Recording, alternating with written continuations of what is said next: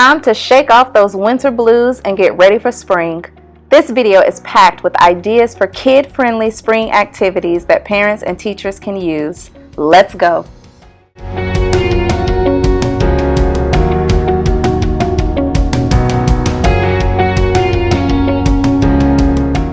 Be sure to subscribe and hit the bell for more teaching ideas and inspiration on this channel.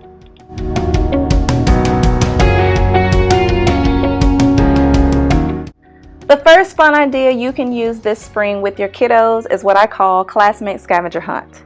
If you've never heard of these, then let me give you the nitty-gritty details.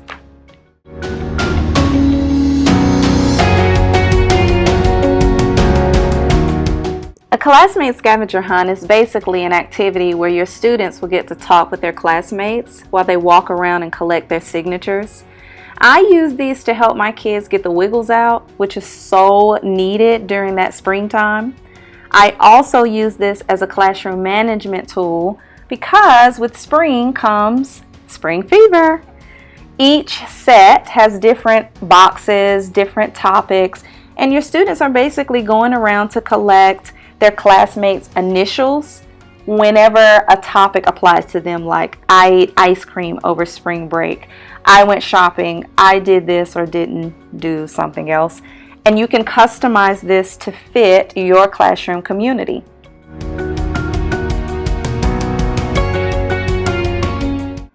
Building community throughout the entire school year is so important, which is why I like to use classmate scavenger hunts all year long for different things. They just work really well during spring break or around that spring season because your students do need to get the wiggles out.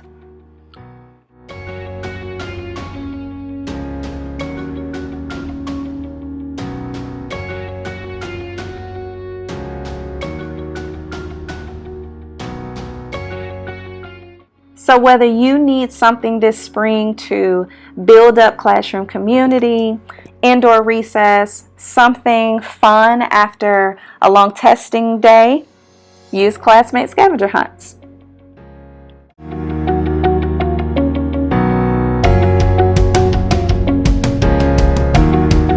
Speaking of testing, the second spring activity I recommend for teachers is a really fun test prep activity where students get cell phone shaped task cards to review math and English language arts, ELA. Now I know talking about testing doesn't seem fun. This is a part of being a teacher, finding fun, easy, but effective test prep activities for students, and I think that this one fits the bill. Your kids will really get a kick out of solving the grammar and math mistakes that they find in these text messages.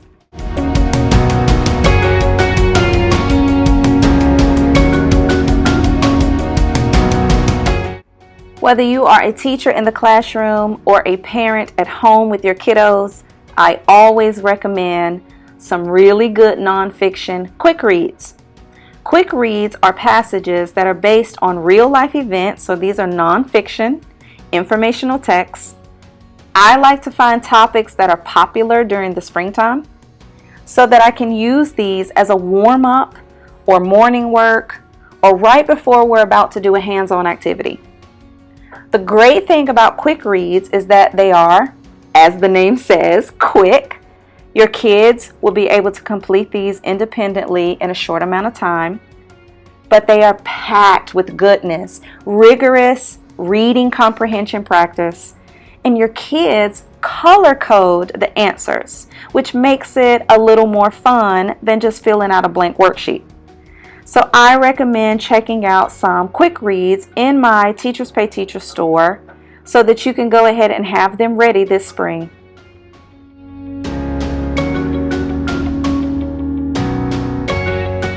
In April, it is National Poetry Month. So this is a perfect time to pull out your poetry games, puzzles, poetry activities. I always dust off my poetry games for the springtime because it's a great season to get kids thinking more about poems, especially different types of poetry like haiku poetry, where I take my students outside, and since haiku poetry does focus a lot on nature, we come back in and make poetry collages with haiku poems to match them. Students really love that engaging learning where they're hands-on, they get to go outside, they get to enjoy the beautiful spring weather. It's a great time of the year to focus a little more on your poetry units.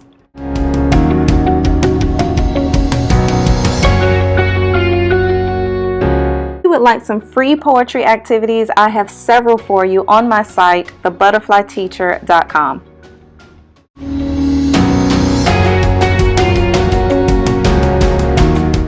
I also highly recommend putting in those Earth Day and climate change activities as we are heading into the spring. For parents and teachers, this is a time now more than ever where we have to help our kids understand the importance of taking care of our home, Earth, helping kids understand recycling, getting them into these healthy habits of taking care of our planet. This is a great time of the year to practice different Earth Day activities. And Earth Day is also April 22nd, which is dun, dun, dun, dun, springtime.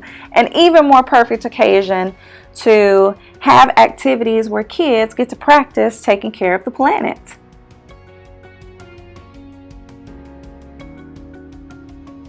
I especially like to combine different recycling, poetry, Earth Day activities for kids to focus on what type of habits they can have at home and what type of habits they can have at school or outside of school when they go to the park or when they go to a shopping center.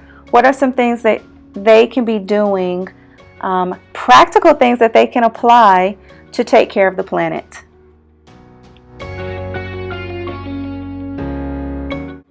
In addition to this digital Earth Day activity that you see on the screen, you can also have your students or your kids visit different places around the globe through Google Earth.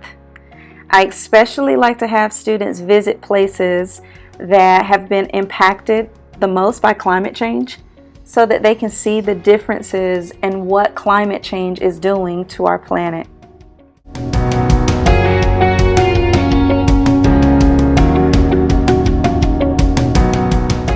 Last but certainly not least is a spring bulletin board that has a growth mindset focus, which I think is fantastic during the springtime when it gets near testing season.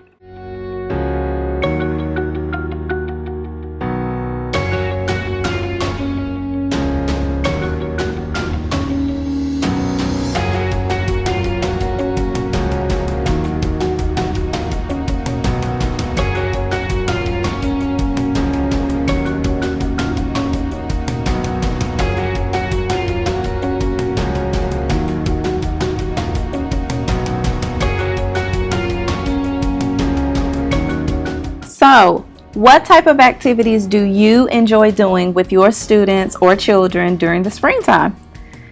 If you need more ideas or if you want some of those free printables and free digital activities that I talked about in this video, head over to www.thebutterflyteacher.com. Not only do I have those freebies available for you, but I also have additional ideas for spring. And I also have some ideas for how to help your kids with their classroom behavior during spring break. So head on over there to get your freebies and get some more ideas for spring. One of these ideas piqued your interest, please give it a thumbs up. Be sure to subscribe so that I can see you in the next video.